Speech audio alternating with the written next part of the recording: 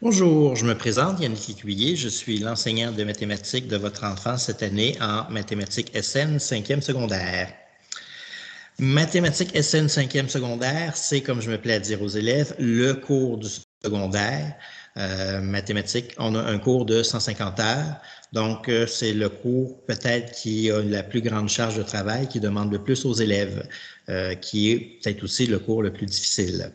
Certains vont dire, oui, mais je fais chimie, je fais physique, c'est des cours difficiles. Oui, sauf que le cours de chimie est un cours de 100 heures, le cours de physique est aussi un cours de 100 heures. Nous avons 150 heures.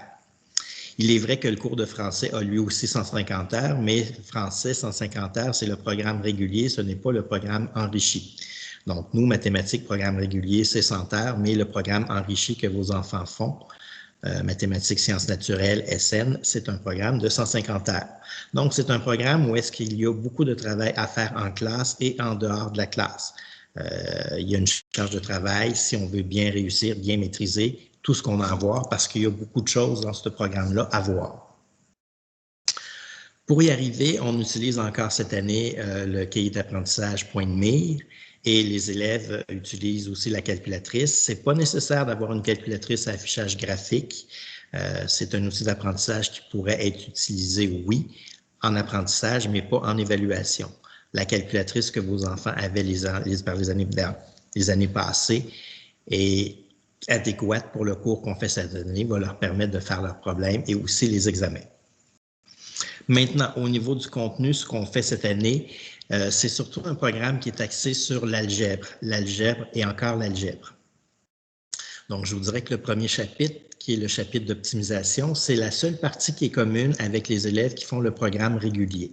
Donc, c'est une partie qu'on retrouve dans les deux programmes. La différence, c'est que dans le programme régulier, ils vont peut-être passer une étape sur ce chapitre-là, tandis que nous, on va le faire plus rapidement parce qu'on a plus de choses à voir. Après ça, bien, on fait beaucoup d'études de fonctions. Le chapitre 2, c'est sur l'étude de certaines fonctions réelles. Quand on arrive au chapitre 3, on s'en va avec les vecteurs, qui est considéré un chapitre de géométrie. Vecteur qui est une partie commune avec le cours de physique, mais qui se fait aussi en utilisant beaucoup l'algèbre. Chapitre 4, on retourne dans des fonctions, donc c'est toujours de l'algèbre, fonctions exponentielles et logarithmiques. Chapitre 5, on continue l'étude des fonctions, mais cette fois-ci les fonctions trigonométriques. Et quand on arrive au chapitre 6, l'étude des lieux géométriques, les coniques, c'est aussi un chapitre d'algèbre et de géométrie. Donc, peu importe le chapitre, l'algèbre est toujours présente. Mathématiques, sciences naturelles, il n'y a pas de statistiques ni de probabilité au programme. Nous avons un programme qui se destine pour les enfants qui vont en sciences au cégep. Donc, à ce moment-là, ce n'est pas des domaines qui vont leur être plus utiles. Donc, on n'en traite pas cette année. De la façon que j'aime procéder dans mes cours, dépendamment où on est rendu dans la séquence du chapitre, dans la section, bien, des fois, je vais commencer avec un petit problème déclencheur pour introduire la matière, pour susciter leur intérêt, pour les amener à se rendre compte que oui, je suis capable de le faire, mais il manque un petit quelque chose. Donc, c'est long, mais il y aurait peut-être une petite twist à aller chercher. Donc, c'est pour créer leur intérêt. Suite à ça, bien, différentes activités d'apprentissage pour se permettre d'apprendre, d'intégrer les concepts, les processus mathématiques qu'on doit découvrir cette année. Souvent, dans ces parties-là, ben, je laisse les élèves discuter, réagir entre eux autres.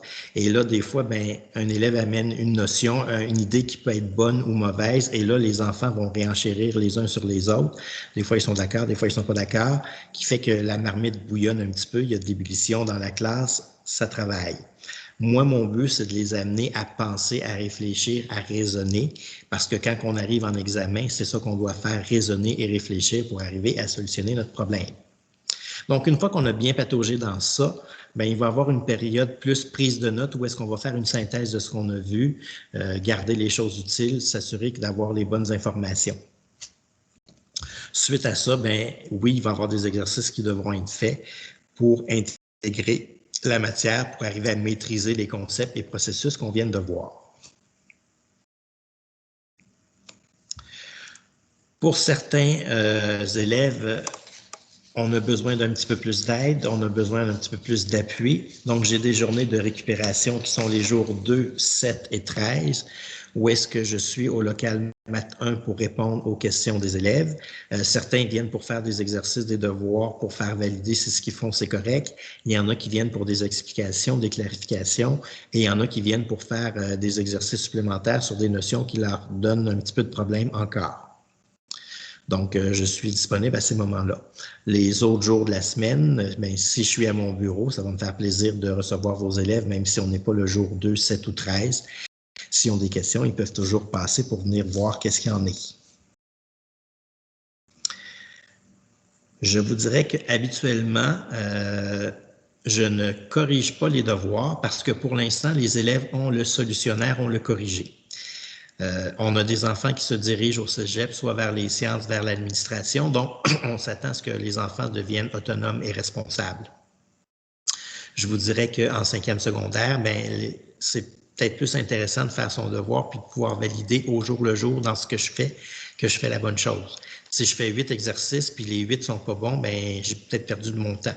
Par contre, si je fais le premier qui est pas bon, que le deuxième est pas bon, que le troisième est toujours pas bon, mais là, je me rends compte qu'il y a quelque chose qui marche pas. Donc, soit que j'essaie d'aller fouiller dans mes notes, voir qu'est-ce qui fonctionne pas, ou que je mets ça de côté puis je m'organise pour aller voir mon enseignant pour clarifier ce qui fonctionne pas. Donc, ils peuvent se valider au fur et à mesure. De plus, il y a beaucoup de parties qu'on a des graphiques à faire et c'est plus facile de le vérifier sur le papier si leur graphique fonctionne avec ce qu'il y a que moi qui le dessine à l'écran. Donc, je ne vérifie pas les devoirs. Par contre, je vais commencer le début de la période en posant la question suivante. Est-ce qu'il y en a qui ont des questions sur le devoir? Est-ce qu'il y a des numéros que vous n'avez pas compris, que vous avez besoin d'explications? Donc, si tout le monde a compris, parfait, on continue. S'il y en a qui ont des questions, bien, on va répondre aux questions pour clarifier leurs interrogations. Des fois, on va faire le problème au complet. Des fois, c'est au début qu'ils se sont trompés, puis une fois qu'ils ont eu la correction, bien, on arrête là, c'est suffisant pour eux. Par contre, si un autre élève veut qu'on aille plus loin, bien, on va continuer. Mais des fois, on arrête là, puis on passe à autre chose. C'est le principe que je vais utiliser. Par contre, si jamais je me rends compte que les élèves ne font pas leurs devoirs, ça, je peux le voir lors de différents mini-tests, si ça fonctionne, si ça ne fonctionne pas. Au niveau des évaluations aussi, des fois, il y a des questions difficiles qui vont avoir de la difficulté, c'est correct, mais des fois, il y a des questions faciles qui devraient être réussies sans problème. Puis s'ils passent à côté, c'est parce qu'il y a peut-être eu un manque de pratique. À ce moment-là, peut-être que je vais retirer les solutionnaires, ils n'auront plus les solutionnaires et je devrais vérifier les devoirs, corriger ça avec eux. Ça va prendre un petit peu plus de temps, mais il faut guider nos enfants vers la réussite. En fin de chapitre, on va avoir les évaluations.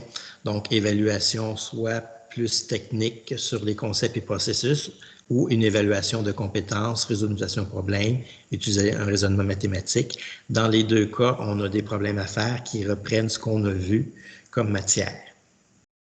Donc, moi, je donne tout ce qu'il faut aux élèves pour réussir. Je suis là pour les aider le plus que je peux, pour les aider le plus possible, mais je ne peux pas le faire à leur place. Je leur donne tous les outils nécessaires pour réussir et aussi, je leur donne aussi tous les outils nécessaires pour ne pas réussir.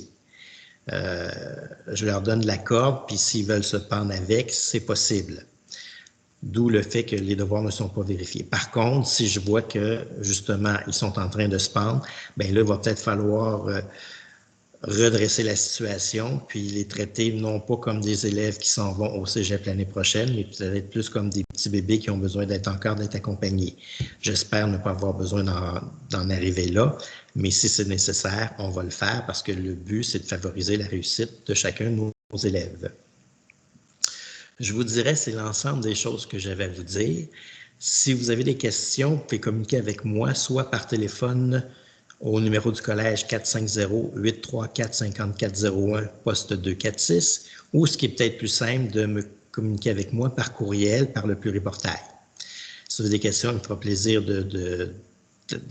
d'avoir vos questions, d'y répondre dans les meilleurs délais. Sur ce, au revoir et merci.